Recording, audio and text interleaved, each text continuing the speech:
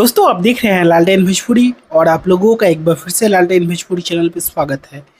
दोस्तों वीडियो शुरू करने से पहले आप लोगों को बता दें कि बड़े दिन के बाद आदिशक्ति फिल्म से पवन सिंह का एक गाना आ रहा है और मनोज बाबा गाना लेकर आ रहे हैं। प्रोजेक्ट हमको लगता है कि बेहतर ही होगा क्योंकि मनोज बाबा का प्रोजेक्ट है ये।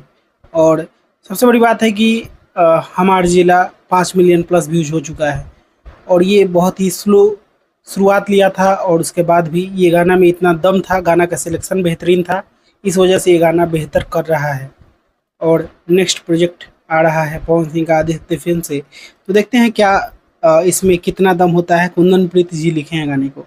खैर चलिए आगे बढ़ते हैं हम लोग। और पवन पांडे जी का लिखा हुआ गाना, हो सकता है कि आप लोगों को इस बोलबम में भी खेसारी लाल यादव की आवाज़ में सुनने को मिलेगा। जो आपका डिमांड था ये आना चाहिए, तो शायद एक गाना आ सकता है पवन पांडे जी का लिखा हुआ खेसारी लाल यादव की आवाज़ में।